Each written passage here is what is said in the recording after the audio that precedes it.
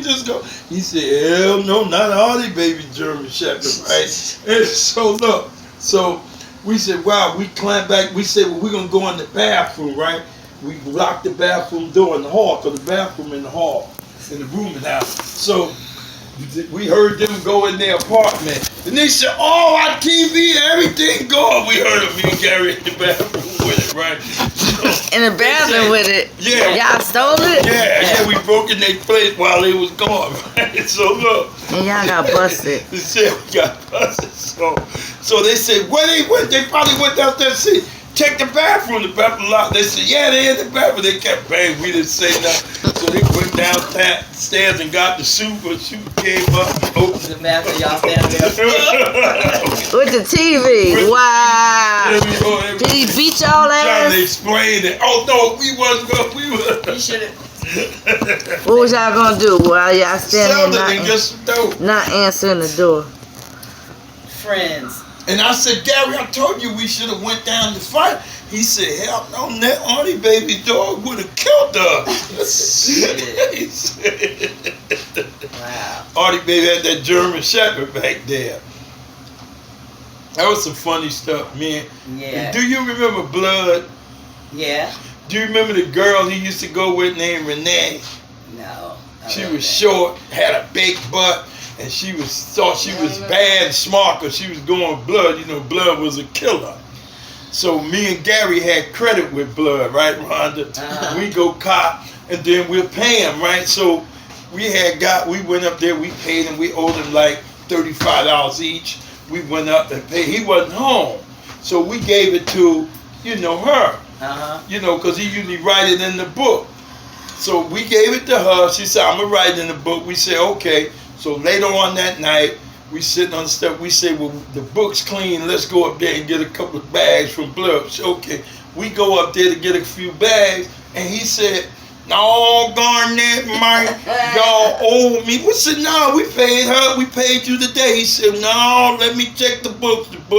Books don't lie, Garnett. The books don't lie. So we go in there. And he looked, he said, no, y'all, but we said we paid you, we paid Renee, your girl. She standing right there, didn't say nothing, right? We said we paid her. He said, Garnett, the books don't lie. I say, she lied. Nigga, don't you call. He pulled 38 out, put it to my head. And Gary said, no, Blood, we gonna, he said, nigga, y'all go in your pocket and get my money. We had to pay that nigga twice. Wow. That nigga said, I'll blow your brains out, nigga. Don't you call my wife no liar. Wow. That nigga went off on her.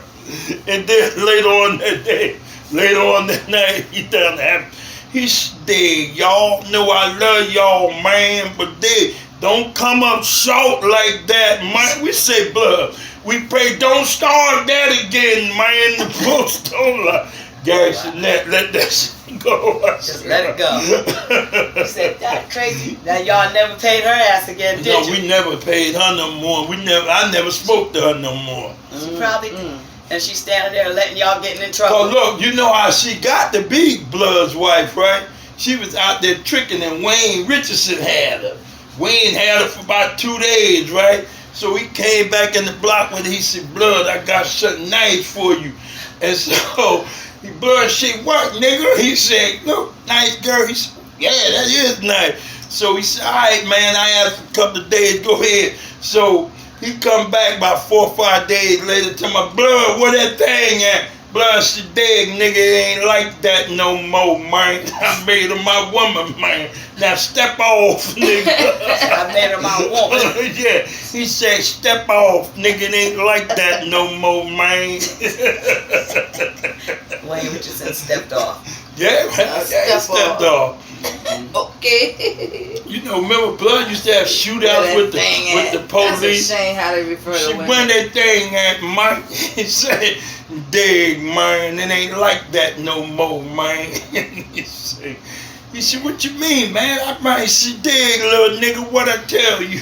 You gotta tell me some stories I'm gonna record it. A Greg story. Oh, yeah, I got a lot. No, I ain't gonna tell you. One Greg story, come I on. ain't gonna tell you no Gregs. Oh, me and Greg were Go ahead. Fred Chisholm, right? Fred Chisholm, somebody down the townhouses had, when the townhouses first opened, did something to Fred Chisholm. So Fred came crying, and he called me. He said, them niggas jumped me down there. So I called Greg. I said, Greg, them niggas jumped Fred. We got to go down there. So I had my 38. Always down. I had my 38. And Greg had a Uzi. Remember Greg had the Uzi? And we went down there. When we got there, Dave Richardson was there. We said, where they at, Fred? Fred said, Dave said, hold on, whoa, what's up, Nat, y'all? We said, these niggas jumped Fred. So, say nobody jumped him. I said, well, what happened? Say some lady slapped him, and he was arguing with the lady, and the lady came up and said, yeah, I'll slap you again. We said, Fred, we down here. Greg said, nigga, we down here armed, get ready to protect you. He wanted to pistol with Fred. I said, no, Greg, we came down here to help him. He said, no, Goody. He said, nigga, he said, a woman? Yeah, Greg was crazy. But he was calm, crazy. Catfish was great. You messed with Catfish. Yeah. I remember little Mario, right, down the boys club. He had fought somebody, and everybody was going around. It was a good fight, but everybody was going around saying, oh man, that joker beat up Mario. So when Greg was working in the boys club at the time, so when Greg got there, he heard the story. He said, where Mario at? He said, go get him. We got Mario, you know, Mirage. Talking about Mirage, the name. I know when he he got about. him, right? And he said, what happened? He said, we fought, man. And I said, yeah, it was good for you. No, hell no. Greg said, no, you going to fight him again. You going to fight him again. Greg, when he got, so you got to fight again. Yeah, Greg. Why he wanted to fight again? Well, Greg wanted to make sure he beat him, because some people were saying he won. Some people, Greg said, hell no, you going to fight him again. That's how he grew up. That's how his family Greg was. said, no, His father said, what? You let him beat you? Go fight him. Don't let him You told me something recent funny about Braylon. Huh? You told me something about What him. was it? Oh, when he was at, when you said, he said, what you say? Don't be mad at my wife or forgive my wife. Oh, forgive my wife. Rhonda said something crazy to me. And I said, what? I said, great. He said, Nat, forgive my wife, man. Please, just forgive my wife, Nat. Just forgive my wife. What I said? Oh my God, you was doing something. And he said, Nat, you gotta forgive my wife. Please forgive. I said, okay, great. Forgive my wife. Yeah, my baby been through so much with that woman. Nat, forgive my wife. Now that's one thing about Greg. I always knew how much he loved me. But Greg was funny. Greg could tell a story. Yeah, he Greg said when he was in, what was he at? Oh, he was in the county, and the niggas up there. Greg was sick, right? Because he hadn't had no dope, and he was sick as a dog, and he was bent over throwing up, and them young niggas said, that nigga probably got AIDS, he dope sick. And Greg couldn't tell them, well, I don't shoot no dope. They don't want to hear that. They young, stupid niggas. And so Greg was saying, he was in the bed, doubled over, because they was in a dormitory, right? And Greg said he was like this, double over in the bed with the blanket over him. And they start throwing books at him. And Greg said he he couldn't get up and do nothing because he was too sick. But he lifted his head up. He said, if y'all niggas was reading them books instead of throwing them, you probably wouldn't be in here. Niggas jumped on Greg. Yeah, I remember he told me that story too. Greg in the hospital. That's not good. No, he ain't funny. No, it ain't good. But Greg told them niggas if y'all was reading them books. Tell her when you said he sit in the remembered back that. of the line and James. Huh? Jamesburg, when you had to stand. Was that you had to stand? No, the other guy had to stand in the back of the line. What happened? You were saying y'all was online or something. Oh, when Mr. Starlin slapped me? Yeah. Yeah, well, he slapped me so hard. He was crazy. He was about 6'8", 240. He was a Vietnam prisoner of war. And that's when you made the other guy do something. And he was coming through the line to get this guy from Asbury Park named Dum Dum. Because Dum Dum can't hear, he can't talk. So somebody tapped him on his butt, you know. That's what they do, tap him on his butt and running so he don't know who did it. And he was freaking out. Yeah. So when we line up, right, Mr. Starling wants you, everybody in, you know, in size places, like the little guys up front, the tall guys in the back. But you know, we got egos, we in Jamesburg. You know, when you a tough guy, you lead center line, you lead left line, so when you move and everybody can see, oh, so-and-so lead left line in Cottage 5. So you want all that to be seen, but when Mr. Starling worked, that stuff go out the window. Thank you, baby. Because he was a killer. And he was crazy. Tomorrow too. So what he did, he was coming through the line to get Dum Dum, because Dum Dum can't hear and can't talk, so he don't know to be quiet, right? Because somebody tapped him on the button, he freaking out. And Mr. Starling coming through that, knocking niggas down, trying to get the Dum Dum, right? And while he reached over to slap him, he slapped me. I mean, he slapped, and he had big hands. He slapped me so hard, my head did a 360. And I said, I was so mad, and I said, Gary Johnson, Gary from Trenton. I said, Gary. He said, what, Blanche, what? I said, come here. He said, I can't come back there, Mr. Starling, go get me. I said, you better come back here. So he came back there. I said, when we get outside, pick up a rock and bust his head. And he said, what? That was bad. I said, bust him in his head. You better do it soon as we get outside. We got outside. Gary picked up a big rock and hit Mr. Starling right in the head. Boom! His head started bleeding. Gary took off running. He was a new guy, right? No, Gary wasn't a new guy. Oh, why was he listening to y'all? He had to listen to us. We run the show. So look, but look, we had big baseball fields, right? You could see like 2 miles. And you could see Gary running across that baseball field and Mr. Starling, 6'8", running right behind him. Now there's 50 of us left in the cottage. He just left the whole cottage. All of us could have pulled out. And the guy ran in the main office, in the front office. He ran up in there and stomped him in front of the superintendents and everybody and drug him out of there. Who? Mr. Starling? Yeah. Beat the boy up? He was crazy. When I came home... He beat up Mr. Starling. No, Mr. Starling beat the boy. Right. Stomped the boy up. Yeah. But look, Mr. Starling, he got fired too. Now, in 67, this was in 1967, Mr. Woodruff, white guy, he's the cottage father, so he lived in the cottage, him and his wife, Miss Woodruff. So I guess he was going somewhere, he called in sick, so Mr. Starling had to work a double. So he think he was mad because he had to work a double. We didn't want that nigga working no double. He put us to bed 6 o'clock. It's like it was May. The summer was just coming in. Everybody else outside playing ball, playing horseshoes. We looking out the window this morning to put us in the bed, right? So we're in the dormitory. So Mr. Woodruff and his wife opened the door. They was going out. They was dressed up. You know, they was stepping out. He looked around and seen them. He said, I thought you was sick, you know. And Mr. Woodruff said, what? He said, man, you got me working the devil. He ran and grabbed Mr. Woodruff and started choking him. And so his wife was screaming, ah! She started calling us, and we hated her because she was mean and prejudiced. And she said, oh, y'all boys, get the phone and call detail. We said, hell no, we pulled the phone out. Mr. Woodruff was cool, but she wasn't, right?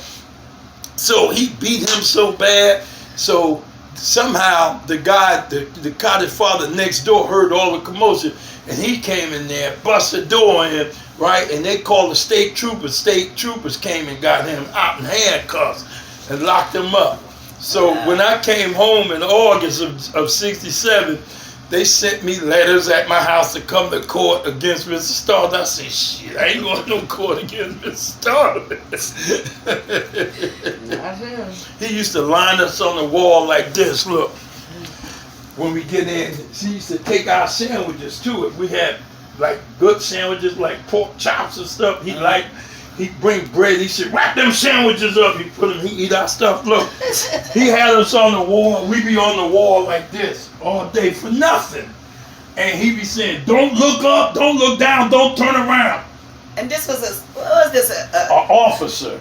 And look. He was in jail? Yeah. Oh, Look. a youth house. Right? No, Jamesburg. Ain't that the youth? No, well, there's people there older too. But look, he have a baseball bat, right? Mm-hmm. And he come around and he be saying, you saying, if somebody next to you talking, he say, no talking, no nothing. You like this, I'm quiet, right? And he come around with that bat and he broke 2 guys' ass bones with that bat. So when he, look, when he come around and you didn't know if he was gonna hit you or what, when he got close, your cheeks tighten up, right? Because you didn't know what to do. That's messed up. You tighten up your cheeks? Yeah, he was crazy. What are you doing? Taping it? She recording this stuff. Mr. Starling was crazy. I remember Greg first went to jail. I remember Greg went to Annandale. I never forget that. Cause what you remember about it? Huh? What you remember about Greg? I remember when he went to Annandale. That was his first time ever in jail. Yeah, I remember when Greg went to Annandale. How long was he in there? About almost a year. Yeah, about 11 months, right? Yeah, something like that. Did you go see him? Yep. What cottage was he in? 10 or 8? I don't know. I don't remember that. But I remember the first time I went to see him, me and him walked all the way out there in the middle of the field. There was a table out there. Yeah. And they saw us out there, was kissing and stuff like that. But they saw us out there talking about, well, you can't be out there. We said, they talking about, come on back. Me and Greg just walked off. Y'all didn't listen?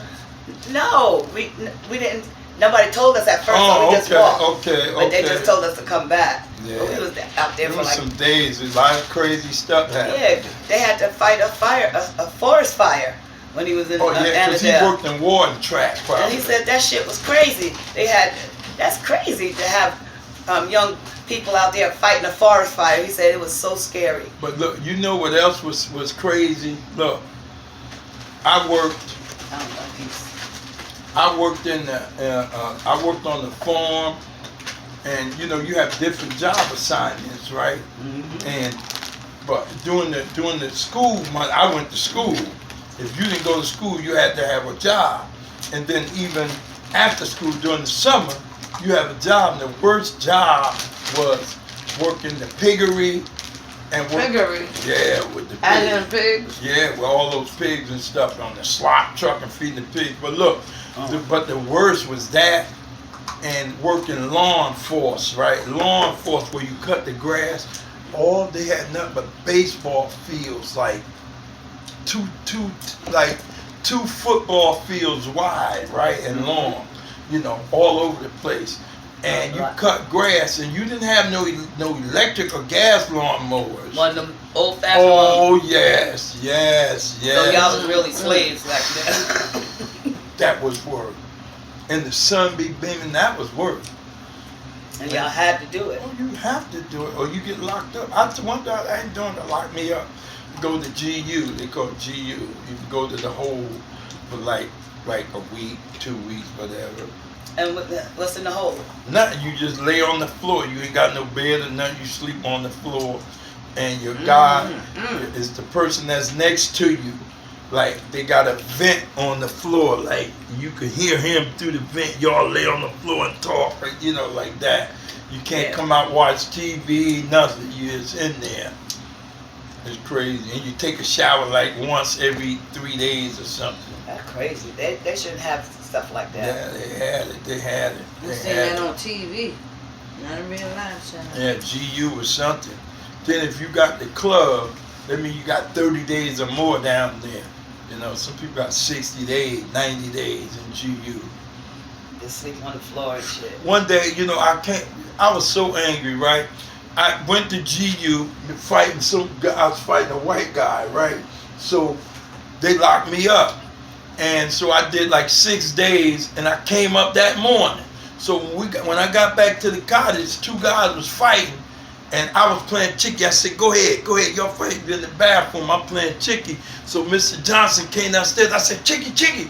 So Mr. Johnson wrote me up too. He said, no, I want to say you playing chicky. So he wrote both of them up for fighting, but he wrote me up for playing chicky. So when we got the detail to the center office, and went to the committee to see what they was going to do about us getting rolled up. I just came up from GU, right? So Mr. Sherman was working. They called him Big Daddy Sherman. And he said, he let the two guys go that was fighting. He said, no, we want those chickie watchers. I said, but Mr. Sherman, I just came up from GU this morning. He said, you just going back. He sent me right back down the hole the same day I came up. I was like, oh no, How long did you stay back? Tell him about when you was fighting the white guys and the police was beating you up. He went through a lot of racial stuff in the 60s. But that wasn't in the 60s. When the bar fights and stuff? Oh no, them was the Puerto Ricans, bar fight. Yeah. Yeah, that was in 68. That's them what I'm talking about. Beat us down. Beat us down. I didn't realize how racial they was in his time. I wasn't. Look, I mean, he had some racist I didn't know what happened. I was 15. We went to this bar. There was 4 of us. So I had to go to the bathroom because we were drinking draft beer and stuff all day. So when I go in the back to go to the bathroom, when I come out the bathroom, they fighting like my 3 boys fighting about 10 Puerto Ricans on them. So I didn't know what happened. So you just jumped in. I ran over there to jump in, and somebody hit me on the shoulder. I turned around, took a punch me right in the face. And so we just started fighting like animals in there. I know you. And so we started falling out the door. My man Chauncey had a knife. He started stabbing this Puerto Rican guy. I said, "Oh my God!" So we really gotta go. So we just battling. So then I heard police sirens. They heard them too, and we heard them speaking Spanish too. So we start running once we heard the sirens, right? And the direction I ran in, everybody running in different directions, you know. Mm-hmm. So the direction I ran in, the Puerto Ricans was chasing me. They were shooting, bang, bang, bang, and I was running. And somehow I fall, right? You gonna fall. And when I fall, the guy put the gun right to my head and pulled the trigger like 3 or 4 times. And it didn't go off. No, it was empty from him shooting at me while I was running. So when the police got there, they said I'm laying on the ground like this in the turtle defense course. After they put the gun in my hand and shooting, yeah, you know, they started kicking me and stomping me, and I was like this, double up. So when I heard the sirens again, so I heard them speaking Spanish, and they left.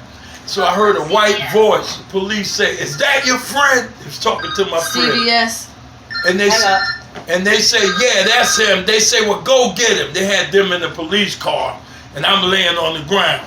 So they told him, "Well, go get him." Put him in the car. So they got out the car. 2 of them got me off the ground and put me in the police car. Your friends? Yeah, they had them in the car. They had caught them, and I'm laying on the ground. So when they put us in the car, they charged us with atrocious assault and battery and robbery. I'm like, I didn't even know what happened. But I found out later that one of the guys that was with us, Bart, when I went in the bathroom, he like started snatching people's money off the bar. You know how people buy drinks and have their money on the bar? Yeah. So that's how the stuff started. And also, when we was running, we ran in different directions. We found out when we went to court and all that stuff, that while we running for our life, he snatches a pocketbook. You see a lady walking while we running, he snatches a pocketbook, right? And just run up it. But no, but they caught him. They caught all of us. They caught them first, and I was laying on the ground. So they told them, "Is that your friend laying on the ground?" They said, "Yeah, get him." They put me in the car. They took us all up to Martland Hospital. And then they took us to the youth house. Tell them what happened in the car. Oh, my friend Chauncey, he was saying, "But why y'all gonna charge him with robbery?" He said, "Didn't I tell you to shut up?" The cop. Put your mask kept down. talking. Oh. He said, "Didn't I tell you to shut up?" And the police started putting his glove on. He said, "Didn't I tell you to shut up?" Because they didn't have that platform in the back. Take it off. To separate you. Take your mask off. He punched him right in the face. Boom. While he was already, his jaw and everything was already broke. Take your ear off. And he still punched him. Then they take us to the youth house, take right? It off your ear. So look, your ear. When I get to the youth house, I finds out, later on when we go to court and everything, they charged me with snatching the pocketbook. Because the lady said, "Well, the guy that snatched, he had on a real light color pants." I had on light pants. But it wasn't me that snatched the pocketbook. Right. And I had already been to Jamesburg before, so all of them went home, and I went back to Jamesburg. And you went to jail. Back in jail. So why did they couldn't prove that it was you? They had the lady. The lady was there. And she pointed you out. No, she said the one who had the light colored pants on did it. Two of y'all had light colored pants. I guess I can't even remember what he had on. I knew what I had on. So your boy didn't even say, I'm the one. Yeah. Come on, is he gonna say that? Plus, he wasn't even in court with us. It was me, Chauncey, and Derek. And Derek and me the same age. Chauncey's brother, he's a year younger. And me and Derek, we the same age. But he looks much older. So they didn't even take him to youth house. He was telling them he was 15. They said, yeah, right. They took him to Newark Street Jail. Damn. Y'all went through some stuff. Cops do what they wanted to do. Shit, Greg was robbed. Didn't they punch you in the face? He didn't punch me. I was already beat up. Oh, he punched Chauncey back in the face. Yeah. When he was already, that is horrible. His face already puffed up, and I can imagine. And They you don't know care. what? You know what was crazy? Now we was tied. We was all tied up off cough syrup and beer, right? Look, so when we get to the youth house, it's late at night. So we in there sleep. So it's so late, we ain't in no rooms because we ain't assigned no rooms or nothing. So we in the day room sleeping on the table, right? The head down. So when day break, we wake up. When I woke up and looked at my boy, oh, I felt so bad. His face was like this. I had a big thing in my face with like a shoe print where somebody kicked me in the face. And we was all beat up. I'm sure. I bet you when y'all all got out of jail and got together, just been sitting there cracking up. That's what happened with Tommy Caldwell, and he punched the guy in the face when y'all was lifting the furniture upstairs, and he had a seizure. A refrigerator. Tommy Caldwell wasn't. Tommy Caldwell. It's a different story, I know. Is this yours? He liked recording stories. Tommy Caldwell won. What about him? When he punched the ambulance guy. Oh, yeah, Tommy Caldwell had a seizure. No, tell when y'all was going up the stairs. No, it wasn't. That wasn't part of time. that? Oh. But Tommy had a seizure down at the Carlton Hotel because he was security down there. Right, okay. And when he had a seizure, the ambulance came and got him, and he put him in the ambulance, and put him on the gurney, put him in there. And when he got him to the hospital, he coming back, right? You know, when people have seizures, they get violent when they coming out of it. So they had took the stuff off him, and was taking him out of there. And so the guy, one of the paramedics, was saying, "You okay?" Trying to lift him up to take him in there. Tommy Caldwell reached up and punched him in the mouth so hard, knocked all the teeth out of the mouth with bleed. And that guy was so mad he wanted to kill Tommy. He was, oh no, the security was trying to hold. And he said, they was trying to explain to the guy, but look, we can't, he didn't know what was happening. He was having to see, oh no, I don't care. He didn't care because it's all his teeth was out of his mouth. He wanted to kill Tommy. And everywhere. So his ass had to go to the hospital. What about when y'all was doing the refrigerator? There. Huh? When y'all lifting the refrigerator up. That's it. I'm not recording no more. You got enough. Yeah. That's the last She's one. An extremist. That was the last one. Yeah. When you said his eyes was going around in circles. Never get enough. She can't help it. Put it off. Turn it off. He said that's enough. See, she still won't turn it off. Turn it off, Rhonda. It's over. It's over.